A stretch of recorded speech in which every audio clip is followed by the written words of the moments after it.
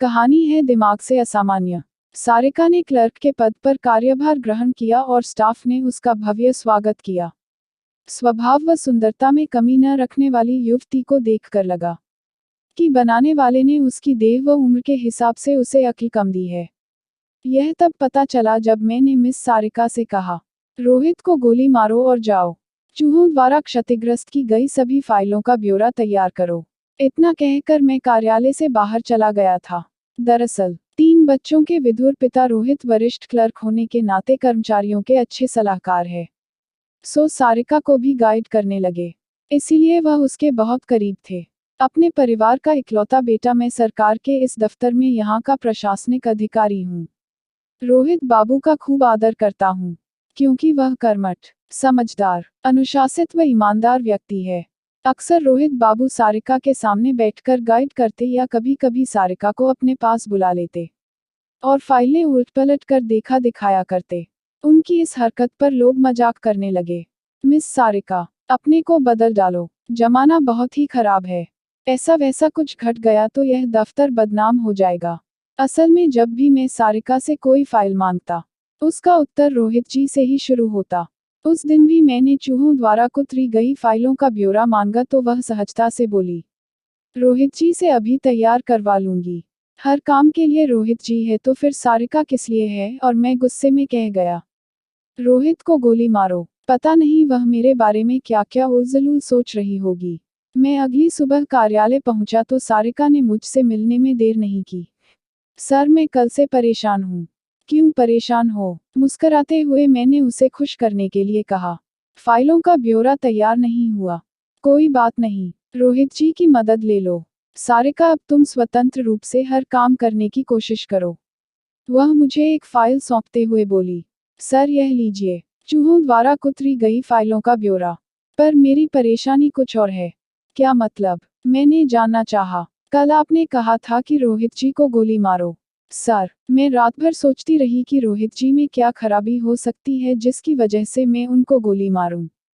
पहेली नुमा सलाह या अधूरे प्रश्न से मैं बहुत बेचैन होती हूँ सर, वह गंभीरतापूर्वक कहती गई। तभी मेरी माँ की उम्र की एक महिला मुझसे मिलने आई।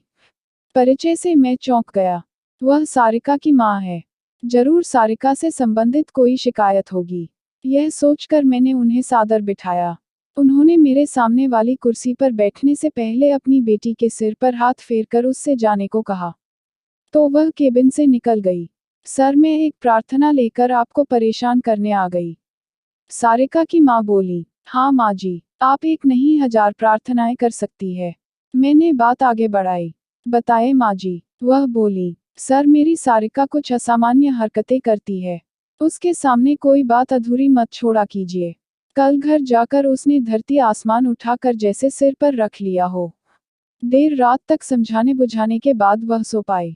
बेचैनी में बहुत ही अजीबोगरीब हरकतें करती है। दरअसल मैं उसे बहुत चाहती हूँ।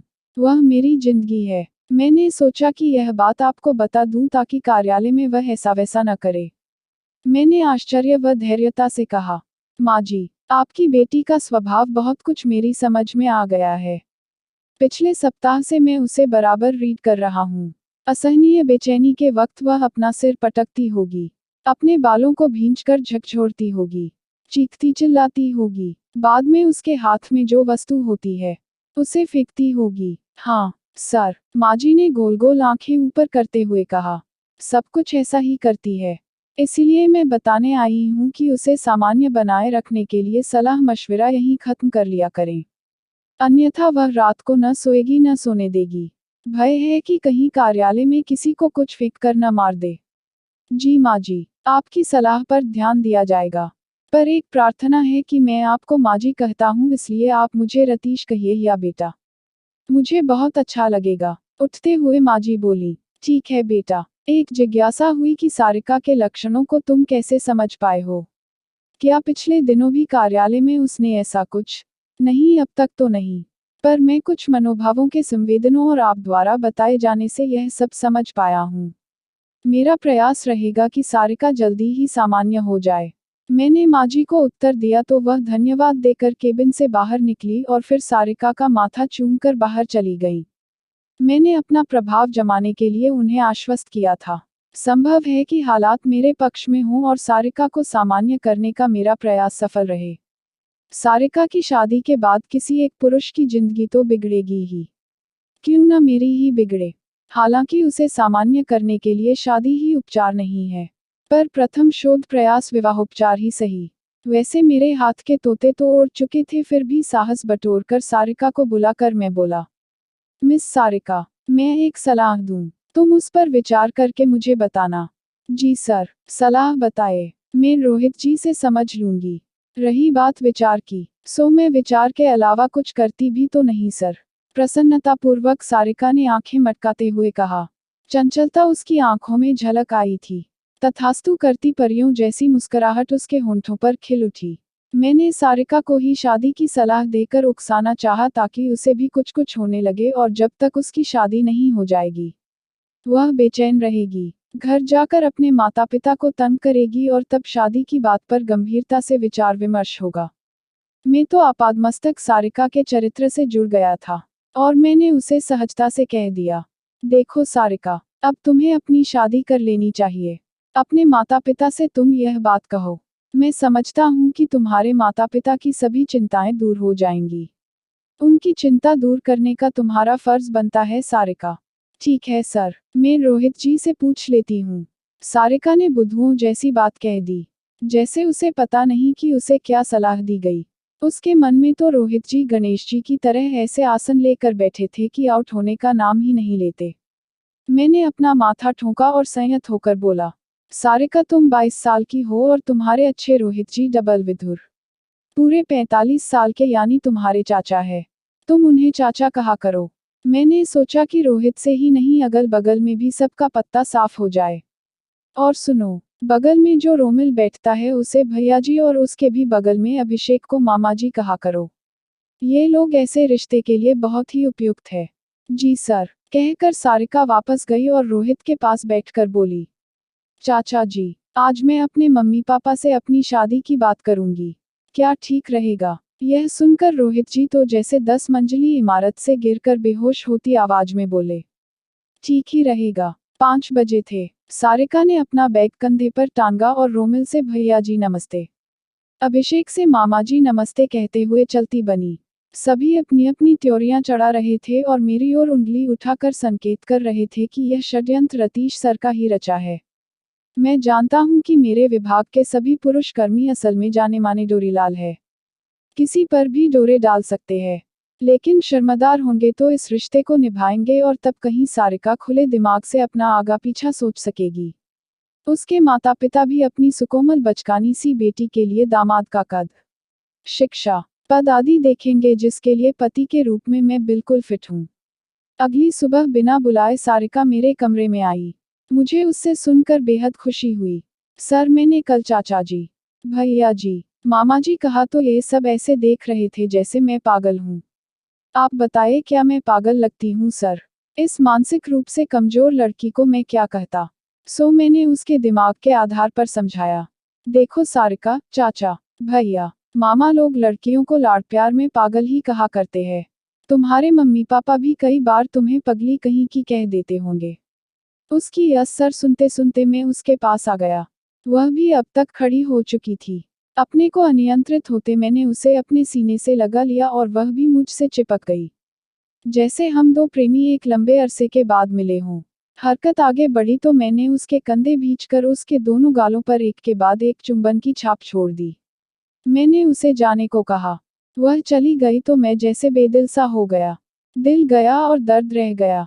पहली बार मेरा रोम रोम सिहर उठा, क्योंकि प्रथम बार स्त्रीदेह के स्पर्श की चुभन को अनुभव किया था। जन्म जन्मांतर तक याद रखने लायक प्यार के चुंबनों की छाप से जैसे सारा जहां हिल गया हो। सारे जहां का हिलना मैंने सारिका की देह में होती सिहरन की तरंगों में अनुभव किया। प्रथम बार मैंने किसी युवती के लिए अपने दिल में प्रेम ज्योति की गर्माहट अनुभव की। काश यह ज्योति सदा के लिए जल उठे। शायद ऐसी भावनाओं को ही प्यार कहते होंगे। यदि यह सत्य है तो मैंने इस अद्भुत प्यार को पा लिया है उन पलों में। पहली बार लगा कि मैं अब तक मुर्दा देह था और सारिका ने गर्म सांसें फूंक कर मुझ में जान डाल दी है। सारिका ने दफ्तर से जाने के पहले मेरी विचार तंद्रा भंग की। सर, आज मैं खुश भी हूँ और परेशान भी। वह दोपहर पूर्व की घटना मुझसे बार बार कहती है कि मैं आपके 2 चुंबनों का उधार चुका दूं, वरना मैं रात भर सो नहीं सकती। मैं मन ही मन बेहद खुश था। यही तो प्यार है। पर इस पगली को कौन समझाए? इसे तो चुंबनों का कर्ज चुकता करना है, नहीं तो वह सो नहीं पाएगी। बस, प्यार हमेशा उधार रखने पर ही मजा देता है, पर यह नादान लड़की। बदला चुकाना प्यार नहीं हो सकता। यदि ऐसा हुआ तो मेरी बेचैनी बढ़ेगी और वह निश्चिंत हो जाएगी, अर्थात सिर्फ मेरा प्यार जीवित रहे। यह मुझे गंवारा नहीं है और न ही हालात को। मैं सारिका को निराश नहीं कर सकता था। अतः पूछा, सारिका, क्या तुम्हें मेरी जरूरत है या एक पुरुष की? और उसके चेहरे पर झलकती मासूमियत को मैंने बिना उसका उत्तर सुने परखना चाहा। उसे अपने सीने से लगाकर कसकर भींच लिया। सारिका, इस रतीश के लिए तुम अपने आप को समर्पित कर दो। यही प्यार की सनक है। 2 जिंदा देहों के स्पर्श की सनक। और वह भिंचती गई। चुंबनों का कौन कितना कर्जदार रहा, किसने कितने उधार किए, कुछ होश नहीं था। शायद कुछ हिसाब किताब न रख पाना ही प्यार होता है। हाँ, यही सत्य है जिसे झुठलाया नहीं जा सकता। मैंने उसकी आंखों में झांक कर कहा, सारिका, हम प्यार की झील में कूद पड़े हैं। मैंने फिर 2 चुंबन लेकर कहा, देखो, अब इन चुंबनों को उधार रहने दो।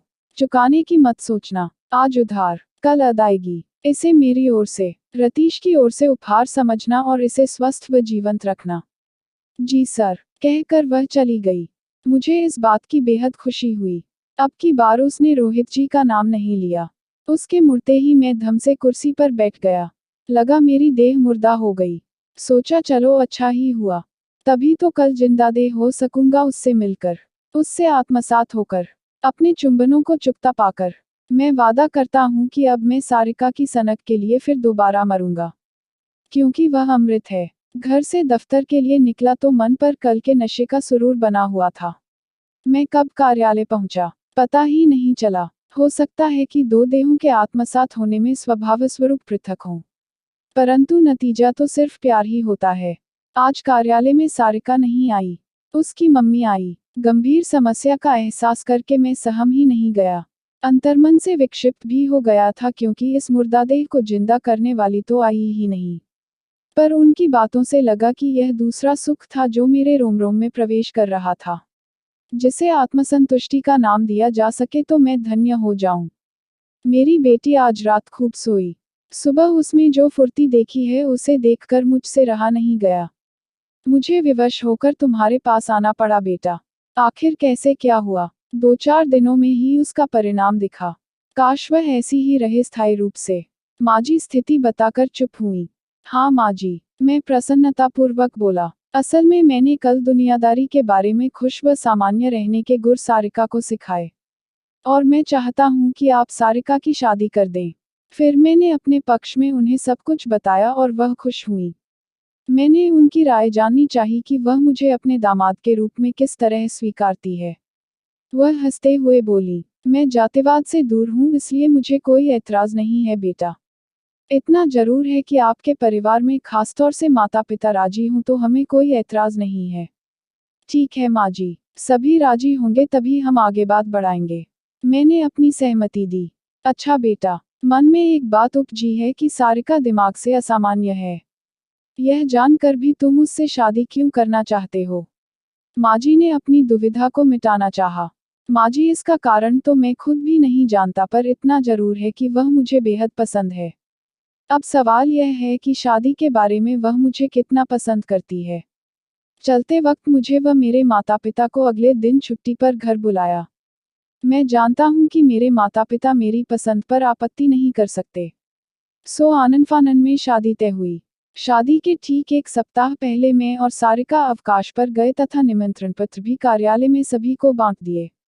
सबके चेहरे आश्चर्य से भरे थे। सभी खुश भी थे। विवाह हुआ और 1 माह बाद हमने साथ साथ कार्यभार ग्रहण किया।